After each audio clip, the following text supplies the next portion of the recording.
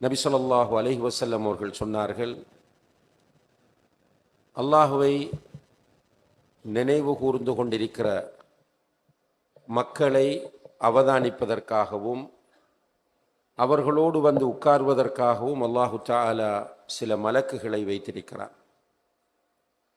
அந்த மலக்குகள் இவ்வாறு மஸ்ஜிதுகளிலோ அல்லது வேறு இடங்களிலோ அல்லாஹுவை நினைவு கூறக்கூடிய முறையில் அமர்ந்திருக்கிற மக்களை வந்து சூழ்ந்து அமர்ந்து கொள்கிறார்கள். அல்லாஹு தஆலா அந்த மலக்குகளை பார்த்து கேட்கிறான், என்னுடைய அடியார்கள் என்ன செய்கிறார்கள் என்று. அதற்கு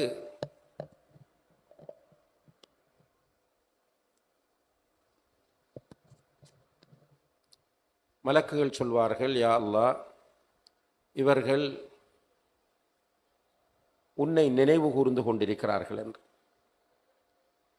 அல்லாஹ் கேட்பான், இந்த மக்கள் என்னை பார்த்திருக்கிறார்களா என்று. அல்லாஹ் எல்லாம் அறிந்தவன். ரசூலுல்லாஹ் சொல்லுகிறார்கள் இதை, அல்லாஹ் எல்லாம் அறிந்தவன், இருந்தாலும் அல்லாஹ் கேட்கிறான்.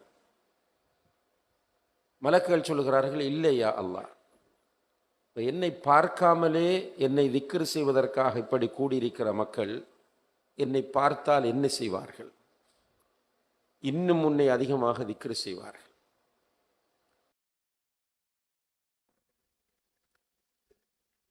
இந்த மக்கள் என்னை திக்ர் செய்து கொண்டு என்னிடம் எதை எதிர்பார்க்கிறார்கள்? மலக்குகளிடம் அல்லாஹ் மீண்டும் கேட்கிறார், யா அல்லாஹ், இவர்கள் உன்னிடத்தில் சுவர்க்கத்தை கேட்கிறார்கள். சுவர்க்கத்தை இவர்கள் பார்த்திருக்கிறார்களா என்று கேட்கும்போது, இல்லையா அல்லாஹ், இவர்கள் சுவர்க்கத்தை பார்க்கவில்லை. சுவர்க்கத்தை பார்க்காமலே சுவர்க்கத்தை என்னிடம் கேட்கிற இவர்கள் சுவர்க்கத்தை பார்த்தால் என்ன செய்வார்கள்? மலக்குகள் சொல்கிறார்கள், இன்னும் அதிகம் அதிகம் அவர்கள் சுவர்க்கத்தை உன்னிடம் கேட்பார்கள். வேற என்ன செய்கிறார்கள்? இவர்கள் உன்னிடம் நரகத்திலிருந்து பாதுகாப்பு தேடி வந்திருக்கிறார்கள். மலக்குகளை பார்த்து அல்லாஹ் கேட்கிறான், இவர்கள் நரகத்தை பார்த்தால் என்ன செய்வார்கள்? இன்னும் இன்னும் நரகத்திற்கு பயப்படுவார்கள், நரகத்தை விட்டு தூரமாகுவார்கள் என்று மலக்குகள் சொல்லும்போது அல்லாஹ் சொல்லுகிறான், இதுதான் முக்கியமான விஷயம். மலக்குகளை பார்த்து அல்லாஹ் சொல்லுகிறான், இந்த சஃபையில் உட்கார்ந்திருக்கிற அனைவருக்கும் உங்களை சாட்சியாக வைத்து நான் மன்னிப்பு வழங்குகிறேன் என்று சொல்கிறான். இப்ப மலக்குகள் அலர்ட் ஆயிட்டாங்க. மலக்குகள் அலர்ட் ஆகி மலக்குகள் சொல்லுகிறார்கள், யா அல்லாஹ், இந்த சஃபையில் உட்கார்ந்திருக்கிற எல்லாரும் உன்னை திக்ர் செய்வதற்காகவும் உன்னிடம் சுவர்க்கத்தை கேட்டும் உன்னிடத்தில் நரகத்திலிருந்து பாதுகாப்பு தேடியும் வரவில்லை. இதுல ஒருவர் இருக்கிறார், வேறு தேவைக்காக வந்தவர். அவர் திக்ர் செய்ய வரவில்லை, துஆ கேட்டு வரவில்லை, சும்மா வந்தவர், ஜஸ்ட் லைக் தட் உட்கார்ந்திருக்கிறார். அல்லாஹ் சொல்லுகிறான், நான் அவருக்கும் மன்னிப்பு வழங்குகிறேன். சுப்ஹானல்லாஹ். இந்த இடத்தில் இந்த மஜ்லிஸினுடைய சிறப்பை நம்ம புரிய முடிகிறது. சஹீஹான ஹதீஸ். இதுல உட்கார்றதே ஒரு பரக்கத். நிறைய பேர் சும்மா பயான் கேட்கிற தூரத்தில் நிற்பாங்க, ரோட்டில் நிற்பாங்க. இப்போ ஆரம்பத்தில் ஷேக் அவர்கள் சொன்னார்கள், முன்னால் வந்து உட்காருங்க. அதில் எல்லாம் ஹைரும் பரக்கத்தும் இருக்கு. அதெல்லாம் ப்ராக்டிஸ் பண்ணும்போது எல்லாம் ஒரு தரபியா. வெறுமனே இன்ஃபர்மேஷன், தகவல்கள் எடுக்கிற நிலையில் பயான்களுக்கு வரக்கூடாது.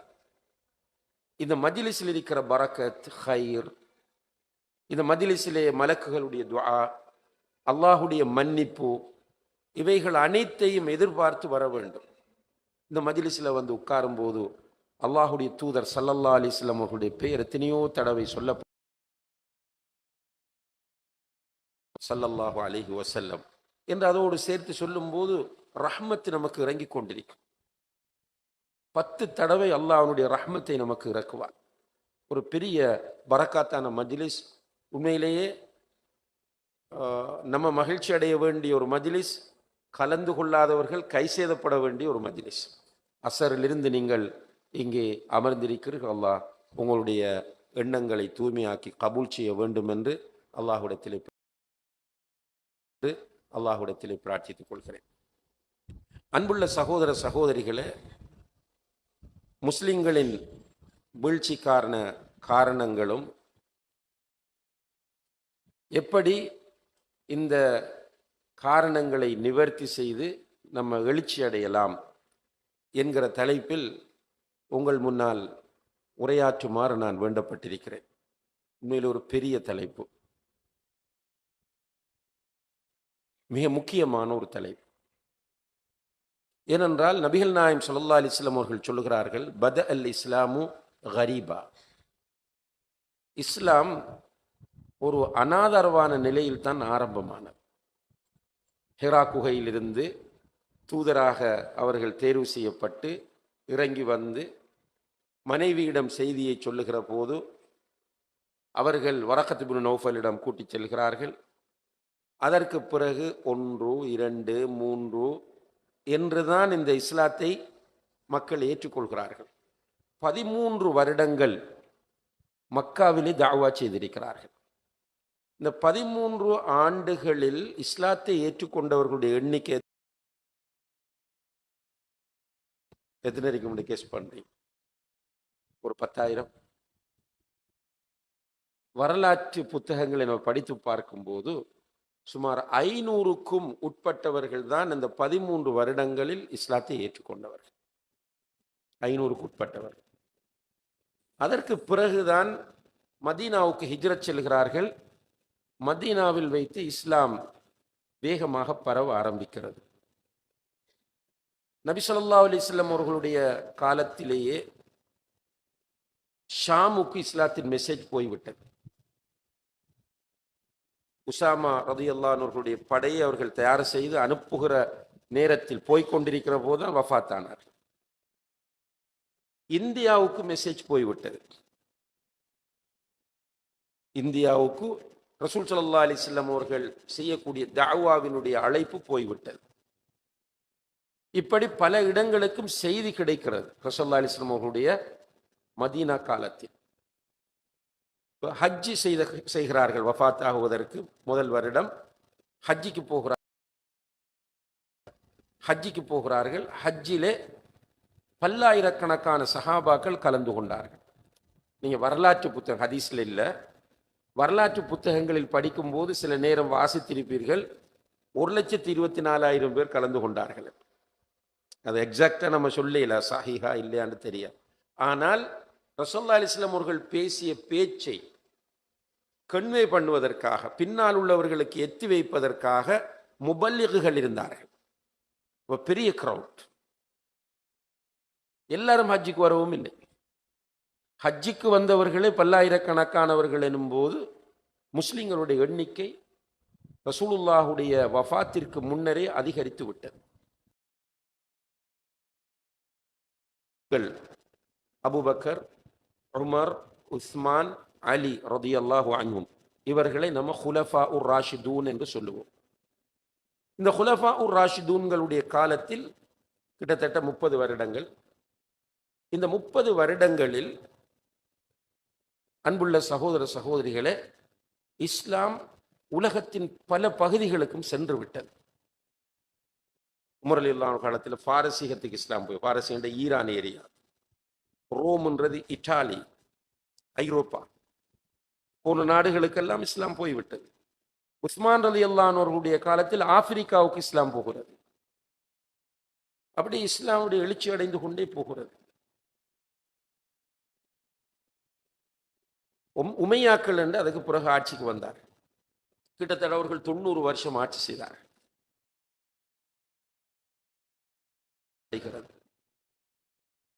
உலகத்தில் மிகப்பெரிய ஒரு சக்தியாக அல்லாஹுடைய உதவியை கொண்டு இஸ்லாம் மாறி இருந்தது. அதுக்கப்புறம் அப்பாசியர்கள் என்று கிட்டத்தட்ட 400 வருடங்களுக்கு மேல் ஆட்சி செய்திருக்கிறார்கள். அதுபோல பிறகு ஒட்டமன்ஸ் என்று சொல்லி, உஸ்மானியர்கள் என்று அரபுல சொல்லுவார்கள், இங்கிலீஷில் ஒட்டமன்ஸ் என்று சொல்லுவார்கள், துருக்கியர்கள்.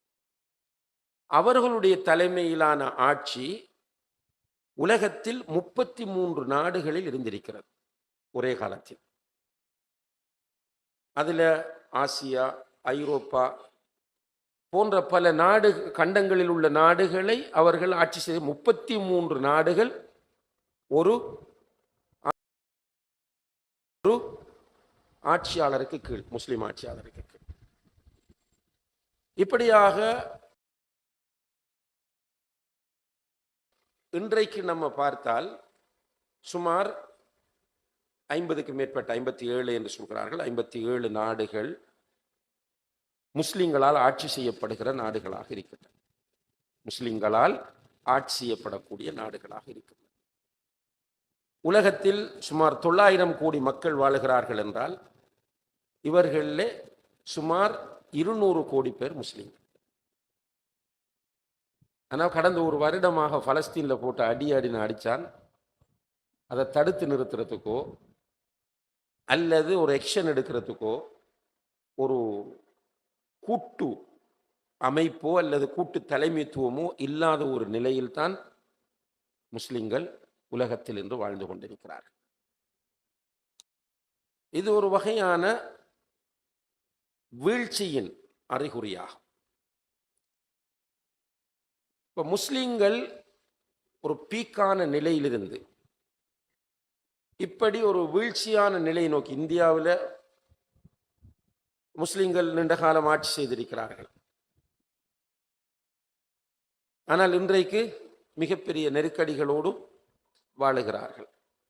அப்ப இப்படி ஒரு எழுச்சியான நிலையிலிருந்து முஸ்லிம்கள் ஏன் வீழ்ச்சி அடைந்திருக்கிறார்கள் என்பதை இஸ்லாமிய அறிஞர்கள் ஆய்வு செய்கிறார்கள். அப்படி ஆய்வு செய்யும் போது ஷேக் பின் பாஸ் ரஹிமஹுல்லா என்கிற ஒரு அறிஞர் கேள்விப்பட்டிருப்பீர்கள். சவுதி அரேபியாவில் இருந்து வஃபாத்தான ஒரு பெரிய முஃப்தி அவர்கள். இப்னு பாஸ் என்று சொல்லுவார்கள். அவருடைய பேர் அப்துல் அசீஸ் பின் அப்துல்லா பின் பாஸ் என்பது.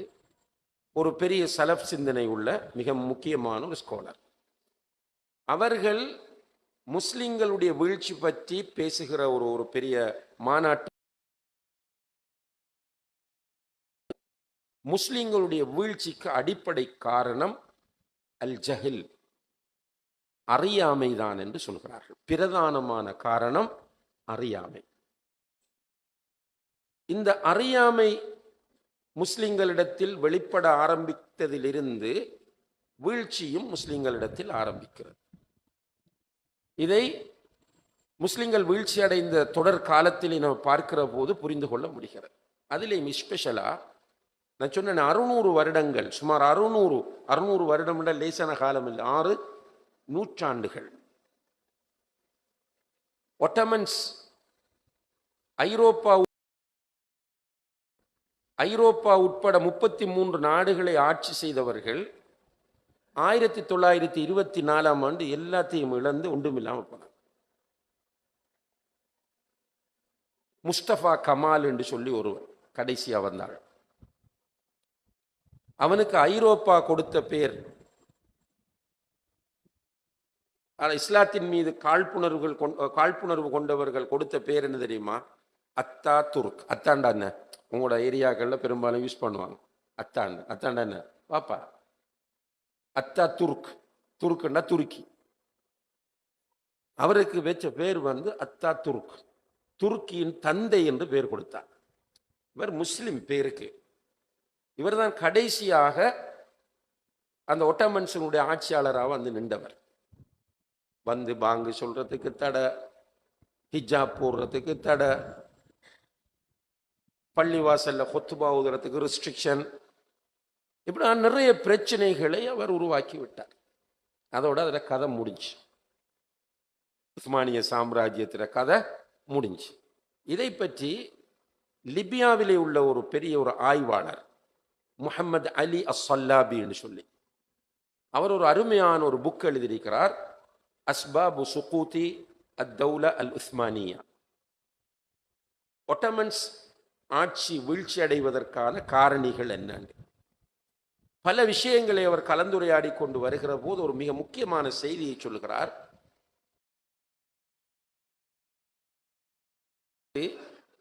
வீழ்ச்சி நிலைக்கு வருகிற அந்த சந்தர்ப்பம் எப்படிப்பட்டதென்றால், இவர்கள் சரியான அகீதாவை விட்டு தூரமாகி விட்டார்கள். சரியான அகீதாவை விட்டு தூரமாகி விட்டார்கள். இவர்களிடத்தில் கொள்கை தெளிவு இல்லாமல் போன அதே நேரத்தில் ஷிர்க்குகளையும் பிதஅத்துகளையும் குராஃபாத்துகளையும் இவர்கள் அங்கீகரிக்க ஆரம்பித்தார்கள். கபர் வணக்கத்தை ப்ரொமோட் பண்ண துவங்கிட்டார்கள்.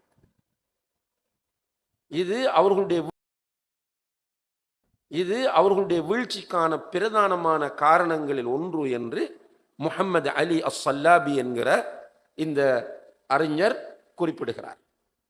அன்புள்ள சகோதர சகோதரிகளே, இந்த இடத்தில் நாம் சற்று நிதானமாக சிந்திக்க வேண்டும்.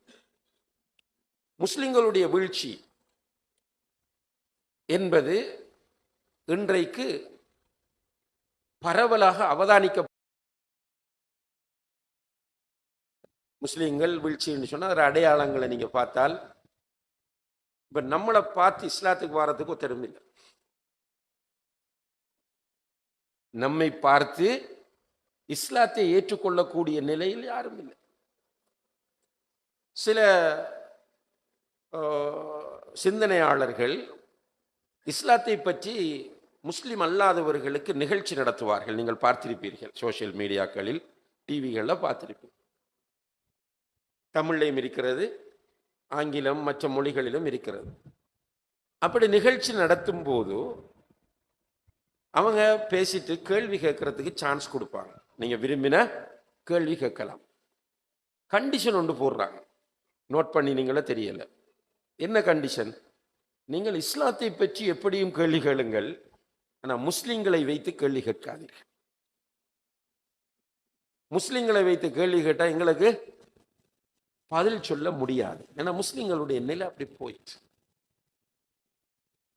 ரசூல் ஸல்லல்லாஹு அலைஹி வஸல்லம் அவர்களுடைய காலத்தில் இஸ்லாம் வேகமாக பரவியது. மேற்குலகில் உள்ள சில காழ்ப்புணர்வு கொண்டவர்கள் சொல்வார்கள் இஸ்லாம் வாளால் பரப்பப்பட்டது. அப்படி புத்தகங்களும் சிலது எழுதியிருக்கிற கட்டுரைகள் எல்லாம் இஸ்லாம் வாளால் பரப்பப்பட்டது.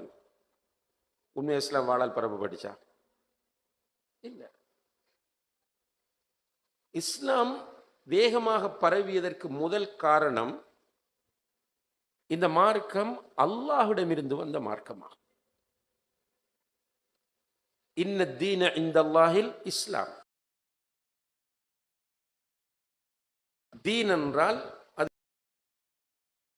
என்றால் அது இஸ்லாம் மட்டும்தான். அல்யௌம அக்மல்து லக்கும் தீனக்கும் வ அத்மம்து அலைக்கும் நிஅமதி வ ரதீது லக்குமுல் இஸ்லாம தீனா. இஸ்லாத்தை நான் பூரணப்படுத்தி விட்டேன், இஸ்லாத்தை மார்க்கமாகவும் நான் பொருந்திக் கொண்டேன். وَمَنْ يَبْتَغِ غَيْرَ الْإِسْلَامِ دِينًا فَلَنْ يُقْبَلَ مِنْهُ.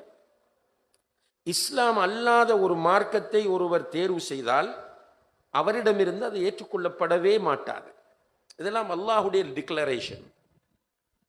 அல்லாஹ் குர்ஆனில் தெளிவாக சொல்லி இருக்கிறார். இதற்கு என்ன ஆதாரம்? அல்லாஹுடைய கலாமாகி அல் குர்ஆன் தான் ஆதாரம். இந்த அல் குர்ஆன் படைக்கப்பட்டது கிடையாது. நபி ஸல்லல்லாஹு அலைஹி வஸல்லம் அவர்கள் பேசிய வார்த்தைகளும் கிடையாது.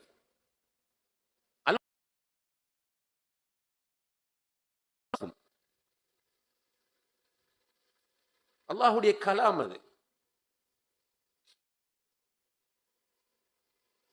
وَإِن كُنتُمْ فِي رَيْبٍ مِّمَّا نَزَّلْنَا عَلَى عَبْدِنَا فَأْتُوا بِسُورَةٍ مِّن مِّثْلِهِ وَادْعُوا شُهَدَاءَكُم مِّن دُونِ اللَّهِ إِن كُنتُمْ صَادِقِينَ.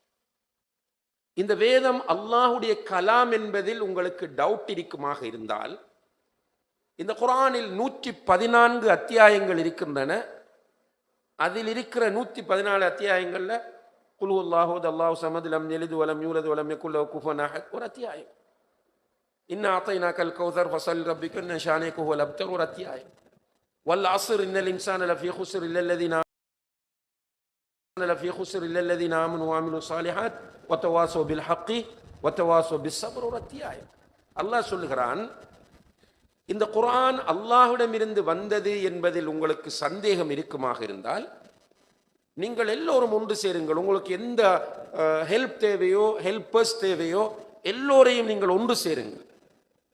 ஒன்று சேர்ந்து இந்த குர்ஆனில் உள்ள 114 அத்தியாயம் தேவையில்லை, 100 அத்தியாயம் தேவையில்லை, 10 அத்தியாயம் தேவையில்லை. ஒரே ஒரு அத்தியாயம் ஒரே ஒரு அத்தியாயத்தை நீங்கள் கொண்டு வந்து காட்டுங்கள், நீங்கள் உண்மையாளர்களாக இருந்தாண்டு சவால் விடுறார்.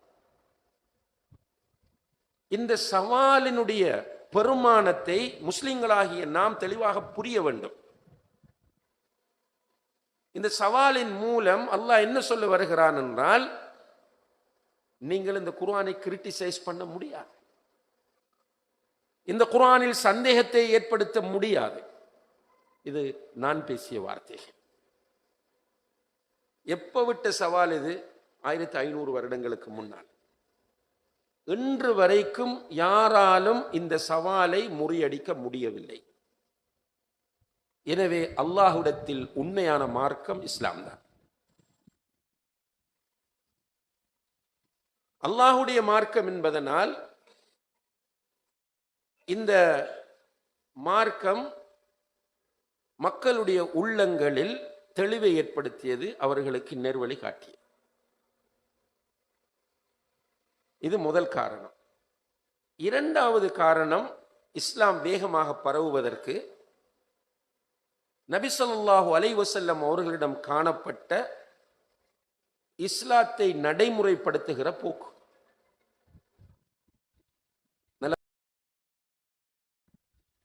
நல்லா புரிந்து கொள்ள வேண்டும். இஸ்லாத்தை நடைமுறைப்படுத்துகிற அந்த ஸ்டைல், அந்த பாங்கு, அது இஸ்லாத்தை வேகமாக கொண்டு போய் சேர்த்தது. அன்னை ஆயிஷா ரலியல்லாஹு அன்ஹா அவர்களிடம் வந்து கேட்டார்கள், கைஃப கான குலுகுன் நபி ஸல்லல்லாஹு அலைஹி வஸல்லம்,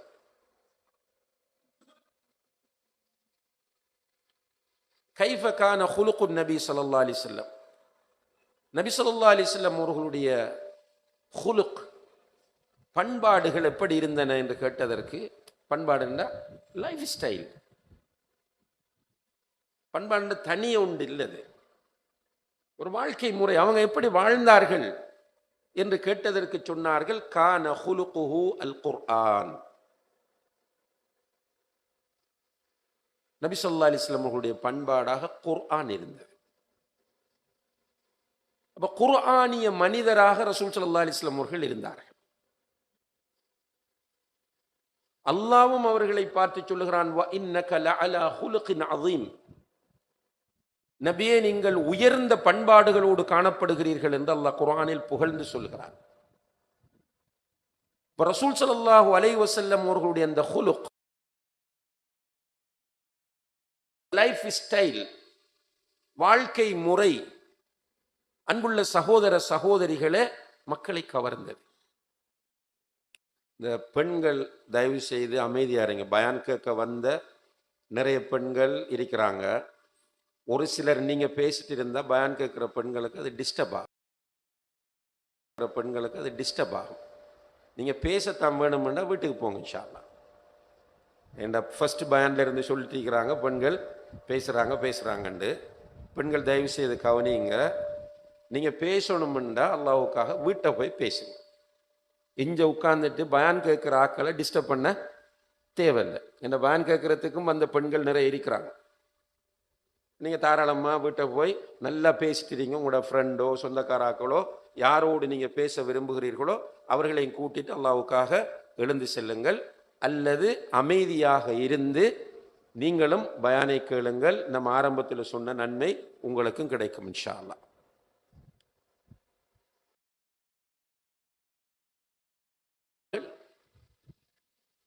அவர்களோடு இருந்த சஹாபாக்களுடைய பண்பாடுகள், இந்த பண்பாடுனாக்குள்ள தனியா பார்க்காதீங்க, நான் அதை திரும்பவும் சொல்றேன்.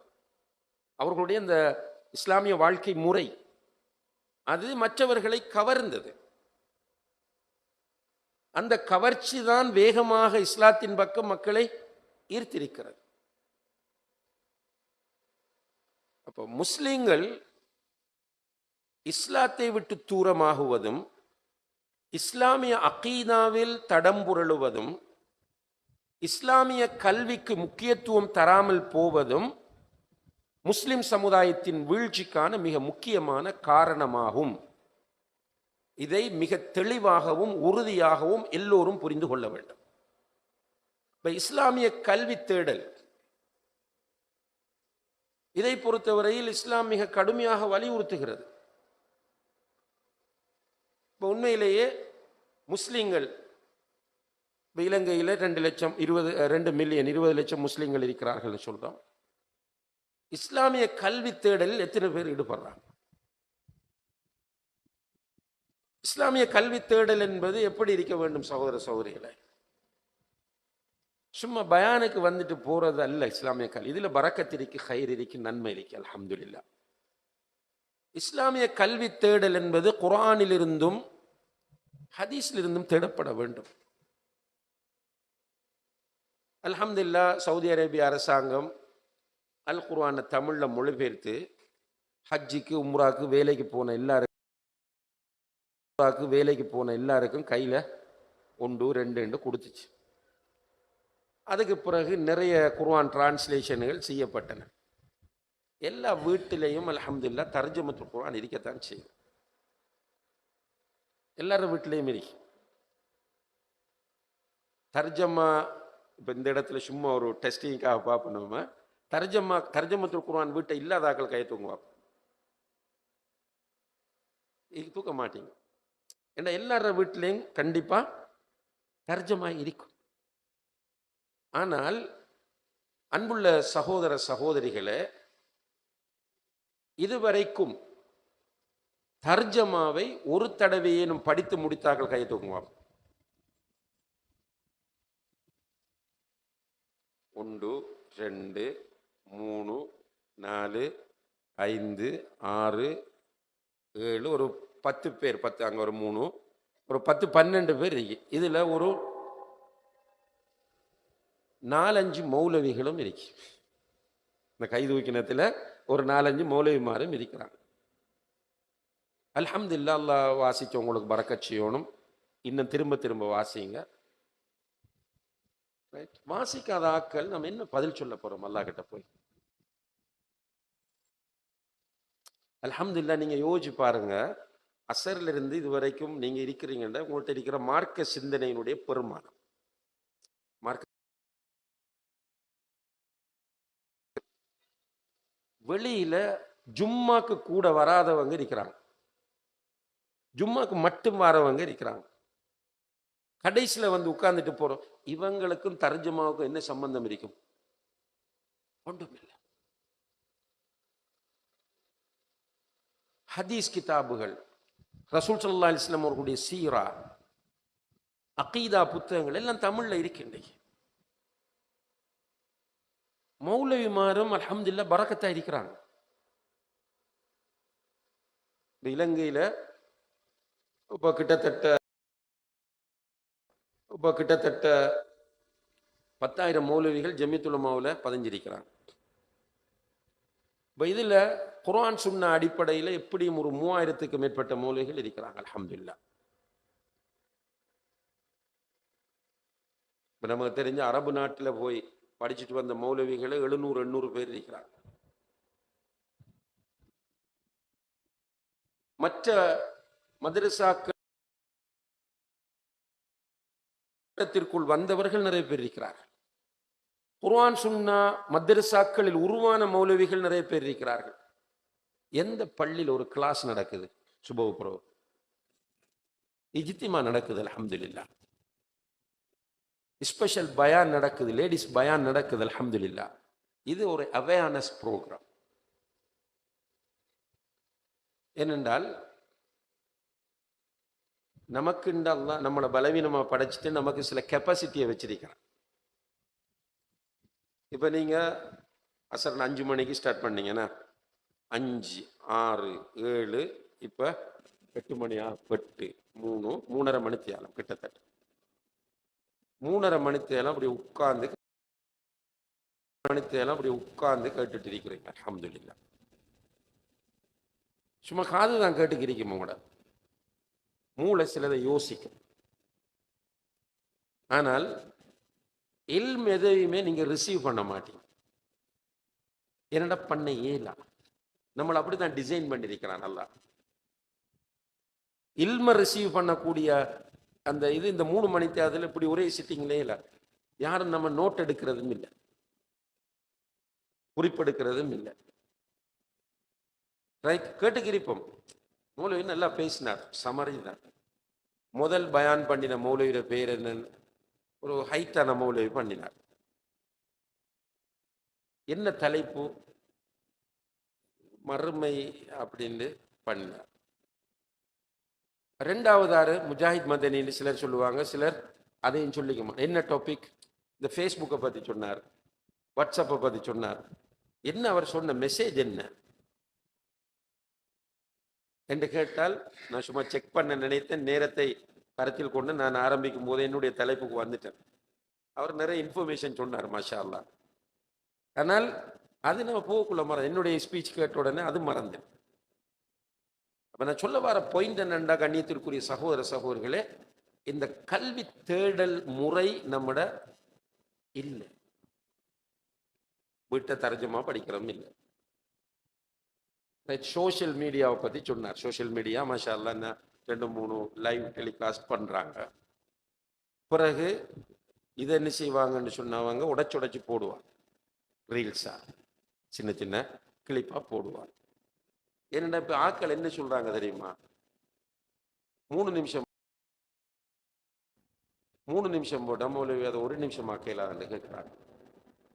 அதால் இப்போ ஷார்ட்னு போட்டு அவன் ஆரம்பத்தில் யூடியூப்பில் போட்டுட்டு இருந்ததை இப்போ ரீல்ஸுண்டு டெவலப் பண்ணி 30 செகண்ட் 15 செகண்ட் என்று போடுறான். அப்போ என்ன கேட்கலாம். அப்போ இந்த சோஷியல் மீடியாவில் தனி பயானம் போட்டால் கேட்குறதுக்கு 1-2 பேர் இருக்கிறாங்க, அல்ஹம்துலில்லாஹ். பெரும்பாலானவர்கள் இல்லை, படிக்கிறது. உட்கார்ந்து குறிப்பெடுத்து அதில் டவுட் வந்து அதை ஒரு தெரிஞ்ச மௌலவிகிட்ட போய் கேட்டு கிளியர் பண்ணி படிக்கிற சிஸ்டம் இல்லை. இப்போ என்ன நடக்கும் என்றால், இப்படியான நிலையில் நாம் இருக்கும்போது நமக்குள் அல்லாஹு தஆலா சில விஷயங்களை வச்சு தான் படைச்சிருக்கிறான். அதில் ஒன்று நம்முடைய லாஜிக். ரைட், நம்முடைய லாஜிக்கோட ஒத்து போகிற ஒரு கருத்தை ஒருவர் சொன்னால் நமக்கு பிடிக்கும், அதுக்கு பின்னால் போகும். நமக்கு ஆல்ரெடி ஒரு கருத்து இருக்கும், அந்த கருத்துக்கு ஒத்துப்போகிற கருத்தை ஒரு மௌலவி வந்து பேசினால் நமக்கு அது பிடிக்கும். எக்ஸாம்பிளுக்கு, நம்ம நிறைய பேர் கைசெதப்படுற ஒரு விஷயம் என்னென்றால், ஹஜ் பெருநாள் டைமில் ஹாஜிகள் அரஃபாவில் இருப்பாங்க, லைவாக போகுது.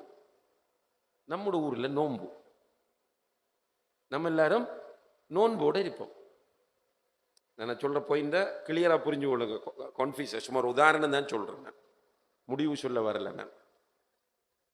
அப்போ ஹஜ் பெருநாள் அங்கே லைவ் அரஃபா காட்டுப்படுது, இங்கே நம்ம நோன்பு. அங்கே ஹஜ் பெருநாள் இந்த டிவியில் காட்டுறான், ரைட். நம்ம இங்கே நோம்போட இருக்கோம், அரஃபா அங்கே அரஃபா நோம்போட, அரஃபாவில் மக்கள் இருக்கிறாங்க. நம்ம இங்க 8வது பிறையில் இருக்கிறோம். நம்ம இங்க 8வது பிறையில் இருக்கிறோம். அப்போ நம்ம அரஃபா நோன்பு பிடிக்கணுமே. இப்படி நம்மளோட மனசு நம்மோட பேசிக்கிறது. இது சும்மா வந்த யோசனை, எல்லாருக்கும் ஒவ்வொரு யோசனை வரும். இந்த கடை எப்படி செஞ்சா நல்லா இருக்கும், அதை எப்படி செஞ்சா, இந்த காணி எப்படி பண்ண நல்லா இருக்கும்ன்ற மாதிரி இப்படி ஒரு யோசனை வந்திருக்கு. வெள்ளிக்கிழமை ஜும்மாக்கு வரக்குள்ள ஒரு மௌலவி வந்து பேசுகிறார், ஹாஜிகள் அரஃபாவில் ஒன்று கூடுகிற நாள் தான் நமக்கும் அரஃபா தினமாகும். இப்போ உடனே நம்ம மனசுக்கு என்ன, இந்த மௌலவி தான் சரியா பேசுறார், இந்த மௌலவி தான் சரியா பேசுறார், நம்மளோட கருத்து உடனே அவருக்கு சார்பா. ஏன்னா நம்மகிட்ட பேசிக் நாலேஜ் இல்லை. இந்த வழிகேடுகள் எல்லாம் பரவுவது இதனால் தான். பேசிக் இஸ்லாமிக் நாலேஜ் இல்லாத நிலையில் நம்மிடம் இருக்கிற நம்முடைய லாஜிக், நம்முடைய இமோஷன், இவைகளை தட்டி ஒருவர் பேசும்போது நம்ம அவருக்கு பின்னால போவோம். ஏன்னா நமக்கு உரசி பார்க்கறதுக்கு நமக்கு ஒன்றும் தெரியாது. போய் நம்ம வழிகட்டு போவோம். இந்த உலகத்தில் வழிகேடுகள் வந்ததெல்லாம் அறியாமையினால் தான். இப்ப நம்ம நாட்டில் இருக்கிற அறியாமைகளையும் வழிகேடுகளையும் அங்கீகரித்தவர்கள் என்ன, குர்ஆன் சுன்னாவை படிச்சு மதரசாவில் ஓதி போட்டு அது சரி சும்மா இமோஷனலா போய் சேர்ந்தவர்கள் பிறகு படிக்கிறாங்க. படிச்சதுக்கு பிறகு விளங்குது பல பல பலன்னு. தௌபா செஞ்சு செஞ்சு பாருங்க.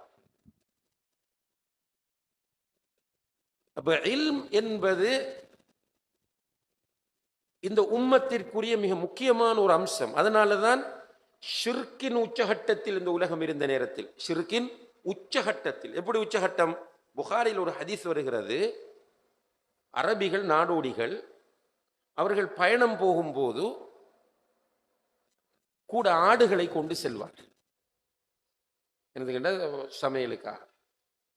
எங்காவது போய் இருக்கிற நேரத்தில் கடவுள் நினைப்பு வந்து விட்டால், கடவுள் ஒரு சிந்தனை வந்துட்டால் மணலை குவிப்பார்கள். மணலை குவிச்சு அந்த மணல் கும்பத்தில் ஆட்டுப்பாலை கறப்பார்கள். கறந்து அதை ஒரு ஷேப்புக்கு கொண்டு வந்து அதை கும்பிடுவார்கள். இப்படி சிறுக்கு இருந்துச்சு. நமக்கு தெரியும், காபத்துல்லாவில் இப்ராஹிம் அலைஹிஸ்ஸலாம் அவர்கள் கட்டிய காபா, தௌஹீதுக்காக கட்டிய காபா. அந்த காபத்துல்லாவிலே நபி ஸல்லல்லாஹு அலைஹி வஸல்லம் அவர்கள் வரும்போது 360 சிலரிக்கு, ஒவ்வொரு குடும்பத்துக்கும் சிலரிக்கு, ரோட்டுக்கும் சிலரிக்கு, கோத்திரத்துக்கு சிலரிக்கு, சிலரிக்கு. இது போகிறதுக்கு இப்படி வேலை நடக்குது. வரலாற்று புத்தகங்கள்ல எழுதுறாங்க எப்படின்னா, கல்லு கொண்டு போவாங்க சமைக்கிறதுக்கு, 4 கல்லு கொண்டு போவாங்க.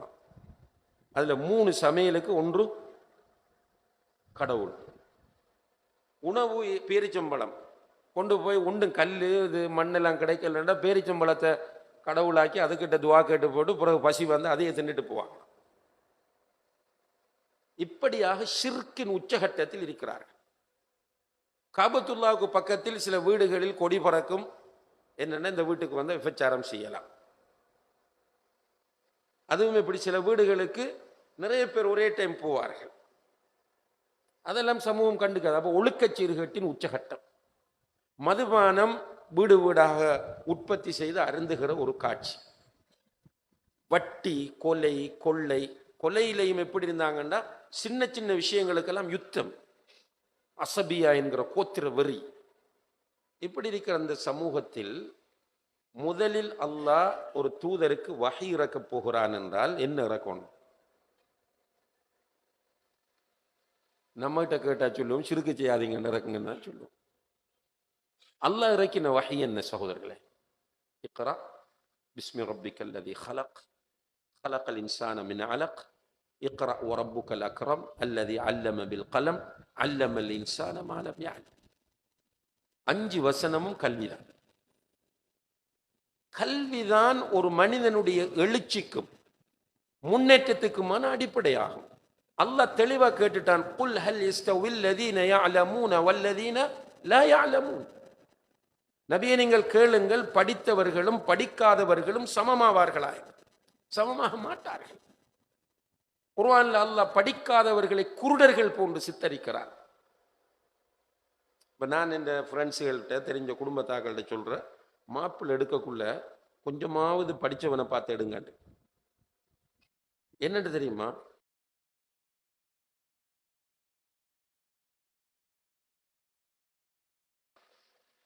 இமோஷனலா தான் முடிவெடுப்பான். இல்மில்லாதவன் இமோஷன் என்ற எல்லாருக்கும் தெரியும், உணர்ச்சி வசப்பட்டு தான் முடிவெடுப்பான். உங்களுக்கு தெரிஞ்ச ஒரு சம்பவம் நினைவூட்டலுக்காக சொல்கிறேன். இந்த 99 பேரை கொலை செஞ்ச மனுஷன், முஸ்லீமில் வரக்கூடிய ஹதீஸ். 99 பேரை கொலை செஞ்சுட்டு அவன் ஃபீல் பண்றான், நம்ம தப்பு பண்ணிட்டோம், 99 உயிரை நம்ம அநியாயமா கொலை செஞ்சிட்டோம், நம்ம மீளணும், நம்ம திருந்தணும் என்று முடிவெடுக்கிறான். நண்பர்களிடத்தில் போய் அவனுடைய நிலைப்பாட்டை சொன்ன போது அவங்க அவனை அனுப்பின யாருக்கிட்ட? சும்மா நம்மட பாஷையில் சொல்றா, ஒரு ஜுப்பாவும் தாடியும் தலைப்பாவும் கட்டின ஒரு ஆள்கிட்ட அனுப்புறாங்க. பள்ளி வாசலுக்குள்ள இருக்கிற ஒரு ஆள்கிட்ட, பக்தியான ஒரு ஆபிதிடம் போய் அனுப்புகிறார்கள். ஆனா அந்த ஆள்கிட்ட நாலேஜ் இல்லை, இல்ம் இல்லை, ஆனா இமாதத்தாளி. என்ன நடக்குது என்றால், அவர்கிட்ட போய் இந்த மனுஷன் உட்கார்ந்து தன்னை அறிமுகப்படுத்தி, பெரியவரை, நான் இப்படி 99 கொலை செஞ்சிட்டேன், எனக்கு கடும் கவலையாக இருக்கிறது, மனசுக்கு சங்கடமாக இருக்கிறது, எனக்கு ஏதாவது ஈடேற்றம் இருக்கிறதா, மன்னிப்பு இருக்கிறதா என்று கேட்டோடனே அந்த ஆள் எடுத்தெடுப்புல இமோஷனலா பதில் சொன்னா, உனக்கு இல்லைண்டு, உனக்கு மன்னிப்பு இல்லைண்டு இமோஷனல் பதில். இவன் ஏற்கனவே ஒரு சண்டியன், கொலைகாரம். உனக்கு மன்னிப்பு இல்லைன்னு கோபம் வந்து அந்த ஆளையும் போட்டுட்டான். 100 பேர். அதுக்கு பிறகு திரும்ப ஒரு ஆலிமிடம் போகிறான். ஆலிம் உட்கார வச்சு ஃபுல்லா விசாரிச்சுட்டு தான் சொன்னார், நீ திருந்திட்டா, உன்னோட கவலையே நீ திருந்தினத்துக்குரிய அடையாளம், நீ தௌபா செய், அல்லாஹ் மன்னிப்பான்.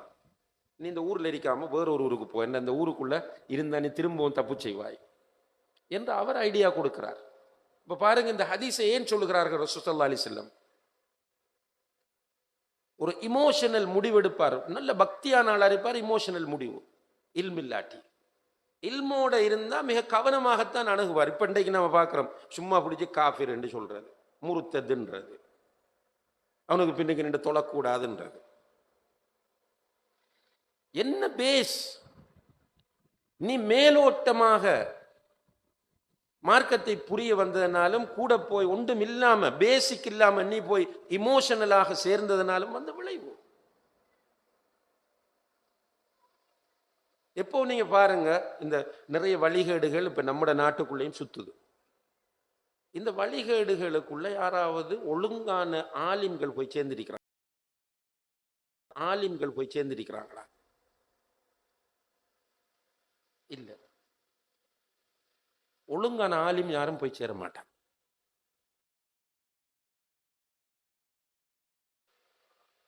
மௌலவி என்று வார எல்லாரும் ஆலிம் இல்லை, அதை நீங்க புரிஞ்சு கொள்ளணும். மௌலவி என்று வருகிற எல்லோரும் ஆலிம்கள் அல்ல.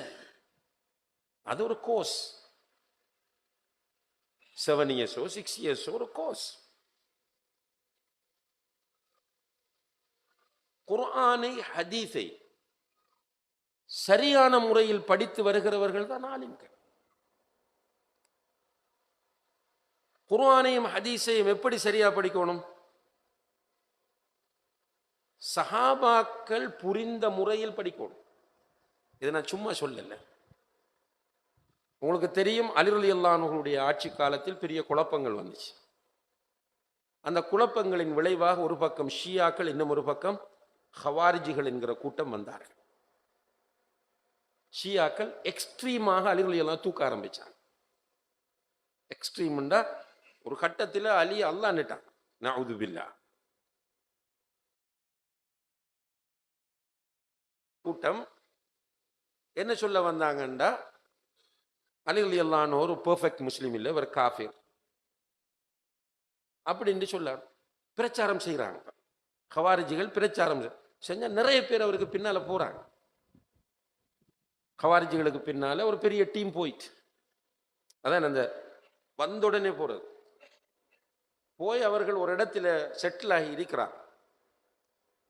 அந்த இடத்திற்கு இப்னு அப்பாஸ் ரலியல்லாஹு அன்ஹுமா போறாங்க.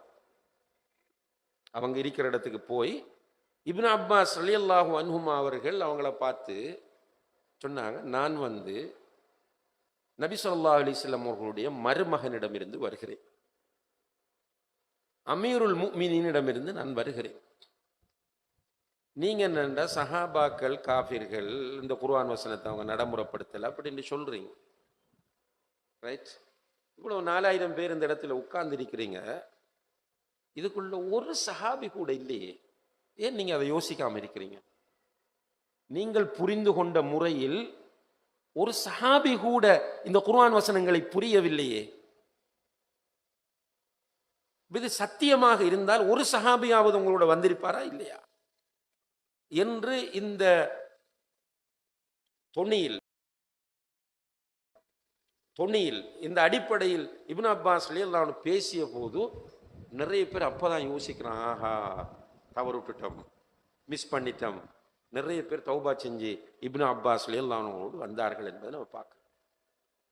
இப்போ குர்ஆன் ஹதீஸ் இதை சஹாபாக்கள் எப்படி புரிந்தார்கள் என்கிற நிழலில் புரிவது என்பதுதான் கல்வியா. இந்த கல்வியை சஹாபாக்களுடைய காலத்தில் பின்பற்றியதனால் சஹாபாக்கள் எழுச்சி அடைந்தார்கள். அதற்கு அடுத்த காலத்தில் குலஃபா உர் ராஷிதூன்களுடைய காலத்தில் இருந்தவர்கள் இந்த ஸ்டைல்ல கல்வியை பெற்றதனால் எழுச்சி அடைந்தார்கள். கல்வி குப்பையாக்கப்பட்டதோ, கதைகள், கற்பனைகள், கனவுகள், இல்ஹாம் என்று சொல்லி மாற்று மத கலாச்சாரங்கள் எல்லாத்தையும் கொண்டு வந்து இந்த மார்க்கத்தை எப்போது குழப்பினார்களோ அப்போது இந்த சமூகம் வீழ்ச்சியடைய ஆரம்பித்தது. இதுதான் ஷேக் முகமது அலி அஸ்ஸல்லாபி அவர்கள் தன்னுடைய உஸ்மானியர்களுடைய வீழ்ச்சி சம்பந்தமாக பேசும்போது குறிப்பிடக்கூடிய மிக முக்கியமான பகுதியாகும். இப்போ முஸ்லிம் சமூகம் மீண்டும் எழுச்சி அடைய வேண்டும் என்றால் கல்வியை தேட வேண்டும். மதரசாக்களை கூட்டி சரி வராது, மதரசாக்களுடைய எண்ணிக்கை அதிகரித்து சரி வராது. சரியான கல்வி தேடல் பாரம்பரியம் ஒன்று இருக்கிறது, அது பின்பற்றப்பட வேண்டும். உலமாக்கள் மதிக்கப்பட வேண்டும். சஹாபாக்களுடைய புரிதலின் அடிப்படையில் குர்ஆனுக்கும் ஹதீஸுக்கும் விளக்கங்கள் சொல்லப்பட வேண்டும். பகுத்தறிவை கொண்டு வந்து மார்க்கத்தை நிலைநாட்ட முடியாது. நம்மளோட மார்க்கத்தில் சில இடம் வரும், நம்ம லொஜிக்கை கொண்டு போய் நம்மளோட அறிவை கொண்டு போய் வைக்கிறது இயலா.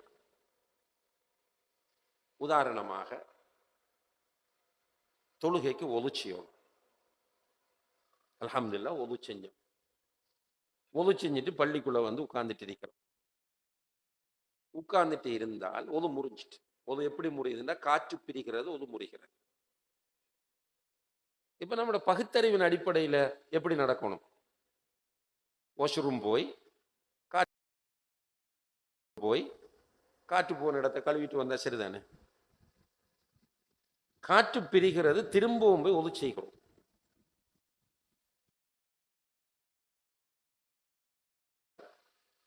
தயமம் செய்கிறது இருக்கு.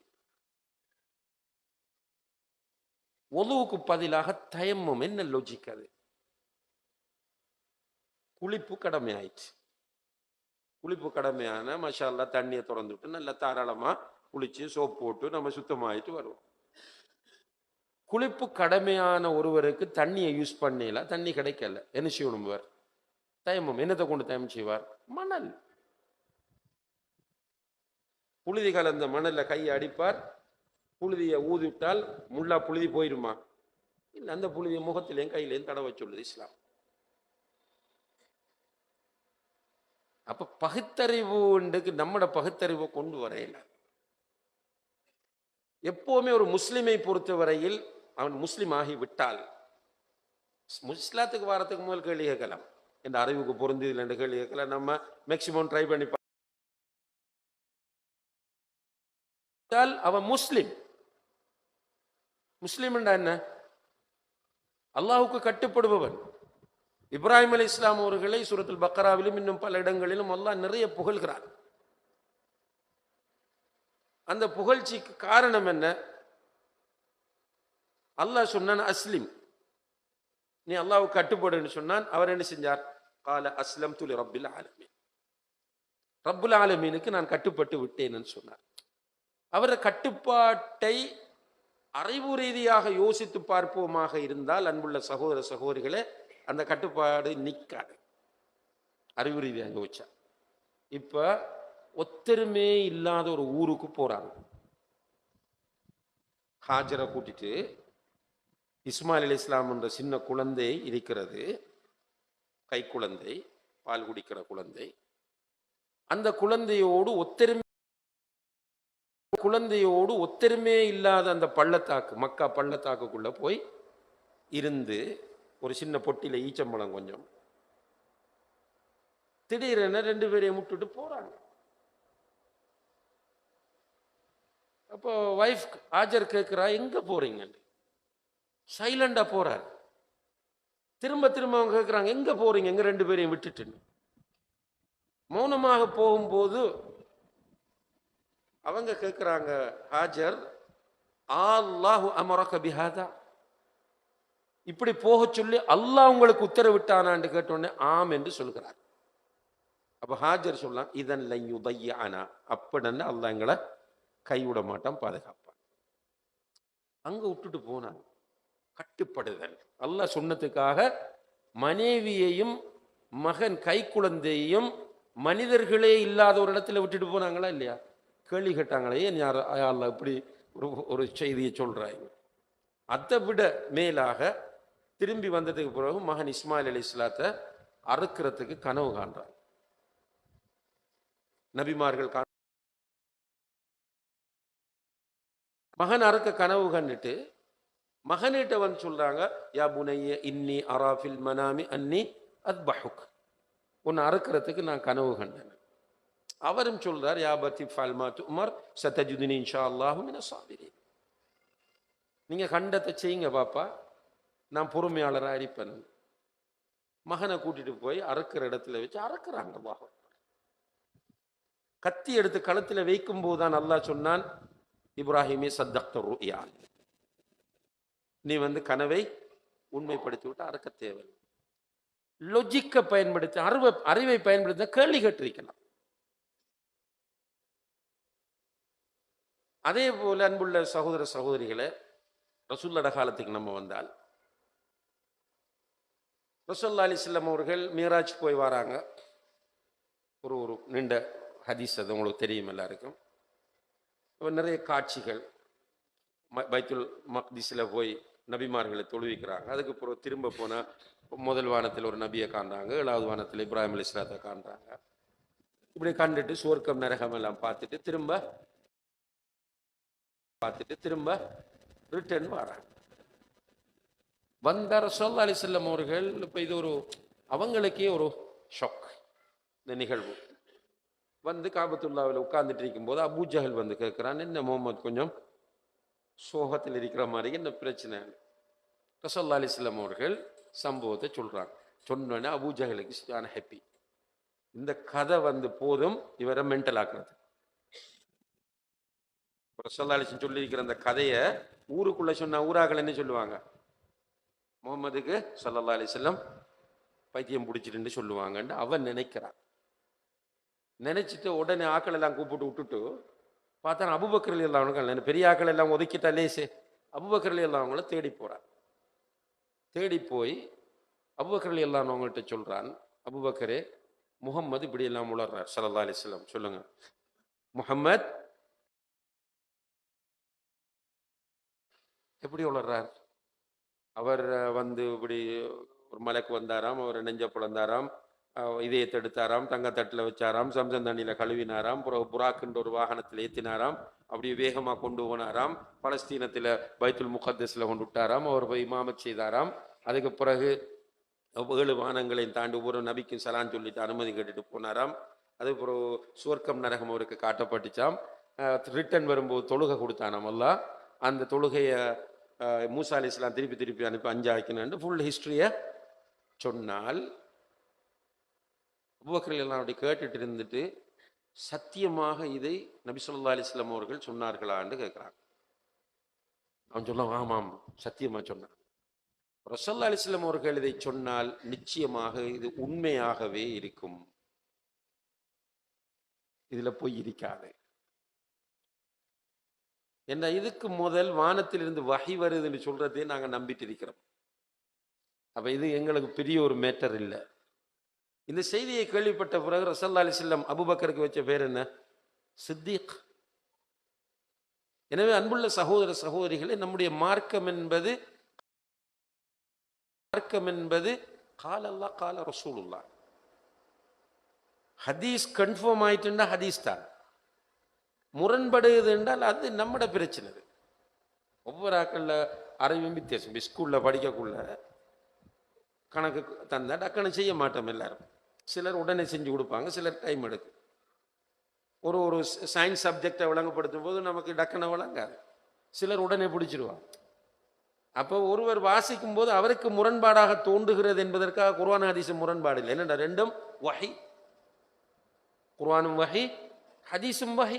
அலா வ இன்னி ஊதீதுல் கிதாப வ மிஸ்லஹு மஅஹு, குர்ஆனையும் அதை போன்ற ஒன்று நான் கொடுக்கப்பட்டுள்ளேன். வமா யன்திகு அனில் ஹவா இன் ஹுவ இல்லா வஹீன் யூஹா, அவர் மனோ இச்சைப்படி எதையும் பேசுவதில்லை, பேசுவது வஹி அன்றி வேறில்லை. எனவே ரசூல் ஸல்லல்லாஹு அலைஹி வஸல்லம் அவர்களுடைய கூற்று சஹீஹ் என்று நம்ம ப்ரூவ் பண்ணிட்டோம் என்றால் அல்ஹம்துலில்லாஹ், அது கட்டுப்பட வேண்டியதுதான். அதில் எந்த அறிவுக்கு பொருந்தலை, நடைமுறைக்கு பொருந்தலைன்னா நிறைய பொருந்தாமல் போகும். கிட்டத்தட்ட இருக்கிற ஹதீஸில் முக்காவாசி இப்படி குர்ஆனுக்கு முரண்படும், அறிவுக்கு முரண்படும், எந்த அறிவுக்கும் இவர் அறிவுக்கு 100% முரண்பாடு, அவர் அறிவுக்கு 90% முரண்பாடு. இப்படியே மறுத்து மறுத்து போனா தொங்கல் இல்லாம போய்த்திடும்.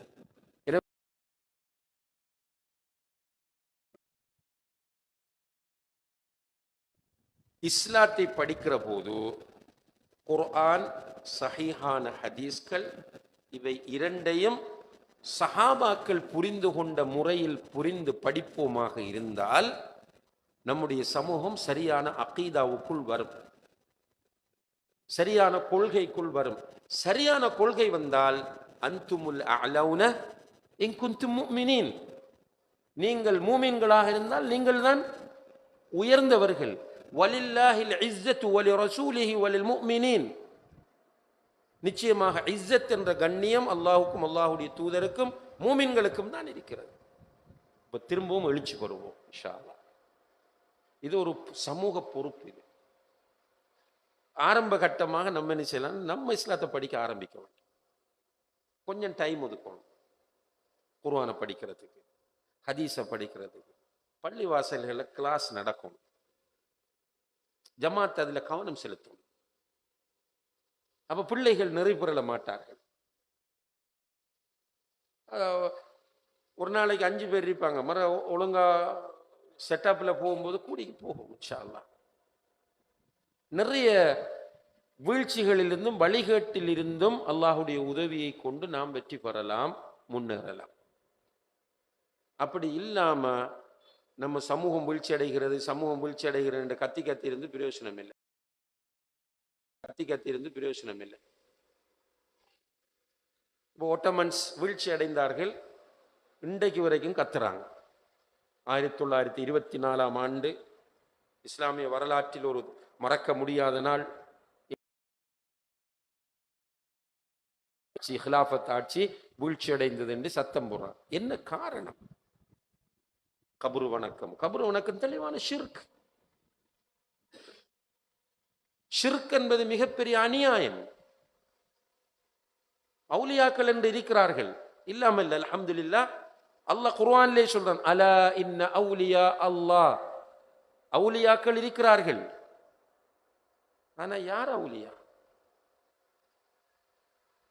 அல்லதீன ஆமனு வகானு யத்தகூன், ஈமான் கொண்டு தக்வாவோடு நடக்கிறவர்கள் எல்லோரும் அவுலியாக்கள்.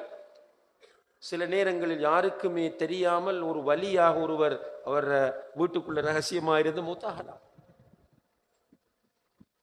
அவுலியாக்களுக்கு கராமத்தும் இருக்கிறது, தெரியா நமக்கு. சில நேரங்கள் உங்களுக்கே சில நேரங்களில் சில கராமத்து நடந்திருக்கும், சொல்ல இல்லாது. ஒரு சகோதரர் நான் நன்மையில சந்தித்தேன். அவர் இந்த கோலன் கேன்சர், வயிற்றில் கேன்சர் வந்து ரொம்ப கஷ்டப்பட்டு ஒரு மவுத் ஸ்டேஜுக்கு போனவர். அவர் என்னட்ட சும்மா ஒரு ஆறுதலுக்காக பேசுறதுக்கு வந்து உட்கார்ந்துட்டு இருக்கும்போது நானும் சில நல்ல ஆறுதலான செய்திகளை சொன்னேன். அவர் ஒரு கட்டத்தில் முடிவெடுத்திருக்கிறார், இதுக்கு பிறகு இந்த இங்கிலீஷ் வைத்தியத்துக்கு நான் போறேன்ல கேன்சர். அவர் முடிவெடுத்துட்டு சும்மா வீட்டை வந்துட்டார். வந்ததுக்கு பிறகு ஒரு நாட்டு வைத்தியரிடம் கூட்டிட்டு போயிருக்கிறாங்க. அந்த நாட்டு வைத்தியர் அவருடைய கருத்தின்படி ஒரு எக்ஸ்பர்ட். அவர் சொல்லிக்கார், உங்களுக்கு கேன்சர் இல்லைன்னு, உங்களுக்கு கேன்சர் இல்லைன்னு. இது ஒரு மிராக்கிள் தான். இது இருந்து ட்ரீட் பண்ணின கேன்சர் இல்லைன்னா ஒரு கராமத். இது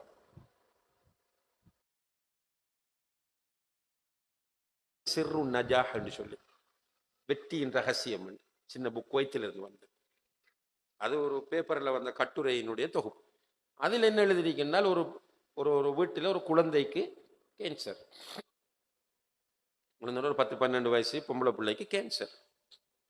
வசதி இருக்கிறது, ஜெர்மன் அல்லது அமெரிக்காவுக்கு போய் அவங்க ட்ரீட்மெண்ட் செய்கிறாங்க. டாக்டர்ஸ்மார் இவங்கள் மீது உள்ள கருணையினால், அன்பினால் சொல்லியிருக்காங்க, இதுக்கு மேலே நீங்கள் வைத்து கொண்டிருக்க வேண்டிய அவசியம் இல்லை, பிள்ளையை கூட்டிட்டு போவாங்க, நம்ம இருந்தால் ஒரு 3-6 மாதம் தான் பிள்ளை உயிரோடு நிற்கும். வீட்டை கொண்டு வந்துட்டாங்க. அந்த தாய் பிள்ளைக்கு ஜம்சம் தண்ணி குடிக்க கொடுப்பாங்களாம், தஹஜ்ஜத் தொழுவாங்க, துஆ கேட்பாங்க, இஸ்திகாரா செய்வாங்க. இப்படியே அந்த பொம்பளை துவா செய்து கொண்டிருக்கும் போது திடீரென ஒரு கனவு தோன்றுகிறது, புள்ள கியூர் ஆகிற மாதிரி. பிறகு அவங்க ஹஸ்பண்டை வற்புறுத்தி மீண்டும் அமெரிக்காவுக்கு ஹாஸ்பிட்டலுக்கு கொண்டு போய் பிள்ளையை செக் பண்ணால் டாக்டர்ஸ் துமுத்து போய் நிற்கிறாங்க, பிள்ளை கொண்டும் இல்லை. இது மிரேக்கிளா இல்லையா? கராமத். இதெல்லாம் சும்மா ரகசியமா போற விஷயம். ஆனா இல்லாத அவுலியாக்களை உருவாக்கி வச்சிருக்காங்க. 60 முழத்தில் அவுலியா வந்து இருந்து போன இடத்துல தர்கா. இது நம்ம நோமலா சும்மா சாதாரணமா இது பற்றி ஆய்வு விஞ்ஞானம் படிப்பில் அந்த நோமலை பார்த்தாலே தெரியும் இது ஏமாத்துறதுக்கு செஞ்சிருக்கிற வேலை.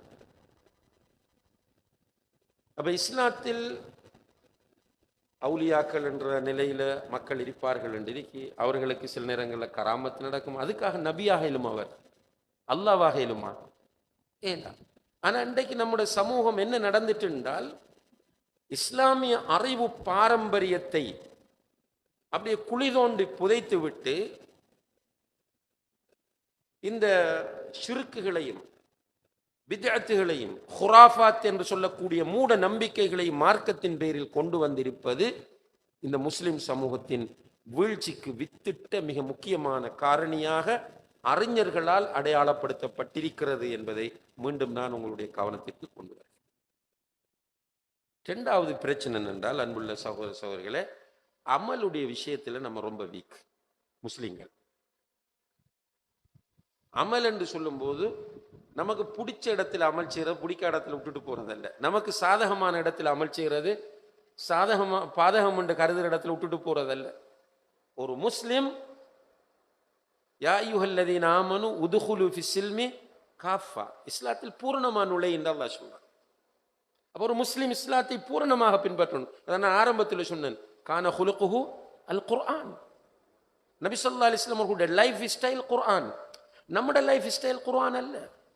இப்போ சில நேரங்களில் சில சிஸ்டர்ஸ் கால் பண்ணுவாங்க, சகோதரிகள் கால் பண்ணி சொல்லுவாங்க, எங்களோட ஹஸ்பண்ட் வந்து இந்நேரம் பள்ளிக்குள்ளேயே கிடக்கிறார், உங்களுக்கு பின்னாலான்னு தெரிகிறார், ஆனால் வீட்டை என்ன கவனிக்கிறதும் இல்லை, பிள்ளைகளை கவனிக்கிறதும் இல்லை.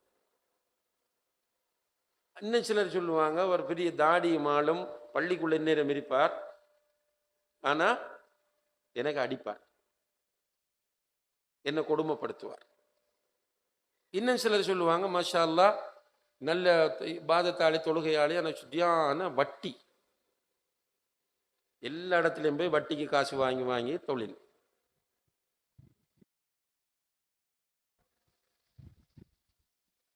ரைட். அப்போ இவர் இஸ்லாத்தை பின்பற்றுங்கள், அமல் செய்யுங்கள்ன்ற மீனிங் என்ன? 5 வக்துக்கு பள்ளிக்கு வந்து தொழுதுட்டு போங்கன்றது மட்டுமா? இல்லை.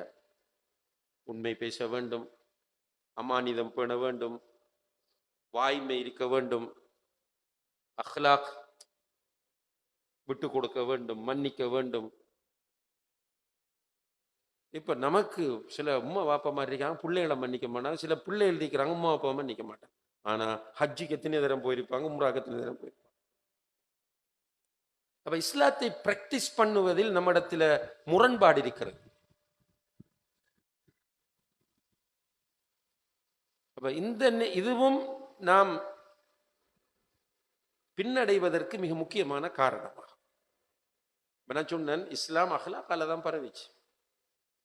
சுமாமா ரலியல்லாஹு அன்ஹு, அவர் யமாமாவில் இருந்த ஒரு பெரிய மோசமான ஒரு ரவுடி ரலியல்லாஹு அன்ஹு. இஸ்லாத்துக்கு வாரத்துக்கு முதல் முஸ்லிம்கள் போனா அடிப்பார், கொல்லுவார், பறிப்பார். சஹாபாக்கள் வந்து ரசூலுல்லாஹி அலைஹி வஸல்லம் அவங்கள்ட்ட கம்ப்ளைண்ட் பண்ணாங்க, ரசூலுல்லாஹ் அந்த சுமாமாவால் எங்களால் அந்த ஏரியாவுக்கு போக எழுதில்லை, பிஸ்னஸுக்கோ மற்ற தேவைகளுக்கும். ரசூலுல்லாஹ் எல்லாத்தையும் கேட்டு போட்டு தீர விசாரிச்சுட்டு சொன்னாங்க, 7 மண்டா சுமாமாவை தூக்கிட்டு வாங்க. சஹாபாக்கள் பிடிச்சிட்டு வந்தாங்க. பிடிச்சிட்டு வந்தால் ரசூலுல்லாஹி அலைஹி வஸல்லம் அவருடைய அஹ்லாக பாருங்க.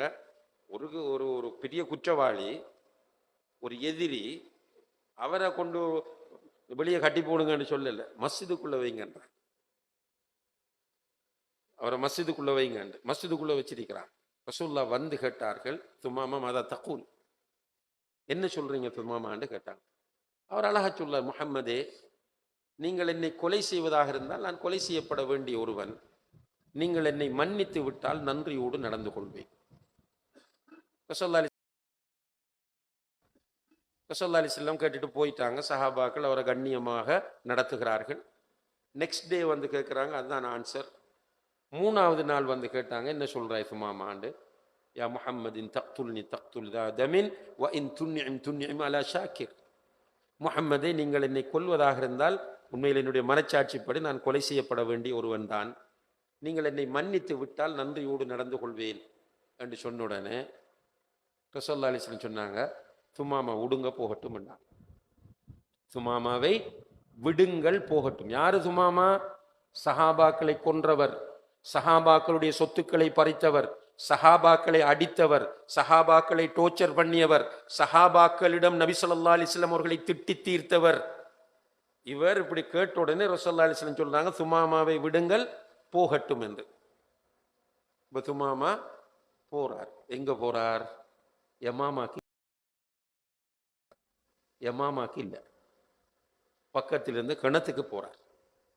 அவரா குளிக்கிறார். குளிச்சுட்டு திரும்ப ரிட்டர்ன் வாரார் ரசூலுல்லாஹி அலைஹி வஸல்லம் அவங்கள்ட்ட. வந்து ரசூலுல்லாஹி அலைஹி வஸல்லம் அவங்கள்ட்ட சொன்னாங்க, யா ரசூலல்லாஹ் உங்களோட கையை நீட்டுங்கன்னு சொன்னார். முந்தியெல்லாம் முஹம்மது என்று 3 நாள் கதைச்சவர் இப்ப சொல்றார், யா ரசூலல்லாஹ் உங்களுடைய கையை நீட்டுங்களேன். ரசூலுல்லாஹ் கையை நீட்டுறாங்க. அவர் கையை வைக்கிறார். வச்சு அஷ்ஹது அல்லா இலாஹ இல்லல்லாஹ் வ அஷ்ஹது அன்ன முஹம்மதர் ரசூலுல்லாஹ்னு கலிமா சொல்றார். கலிமா சொல்லிட்டு சொன்னார், யா ரசூலல்லாஹ், நேற்று வரைக்கும் இந்த உலகத்தில் எனக்கு பிடிக்காத ஒரு முகம் என்றால் உங்களுடைய முகமாகத்தான் அது இருந்தது. இன்றைக்கு என்னுடைய உள்ளம் நிறைந்த ஒரு முகம் என்றால் அது உங்களுடைய முகம்தான் என்றார். யா ரசூலல்லாஹ், நேற்று வரைக்கும் இந்த உலகத்தில் எனக்கு பிடிக்காத ஒரு இடம் என்றால் அது மதீனாவாகத்தான் இருந்தது. இப்போது இந்த ஊரிலேயே வாழ்ந்து மரணிக்க வேண்டும் என்று நான் விரும்புகிறேன் என்று சொன்னார். அல்லாஹு அக்பர். புகாரியில முஸ்லிம்ல எல்லாம் வருது சம்பவம். இப்படி முஸ்லிம்கள் மாறினால் முஸ்லிம்கள் எழுச்சி அடைவார்களா, வீழ்ச்சி அடைவார்களா? மாற்று மதத்தவர்கள் இப்படியான முஸ்லிம்களை கண்டால் தடுமாறுவார். நானும் ஒரு முஸ்லிமாக வேண்டும் என்கிற உணர்வு வரும்.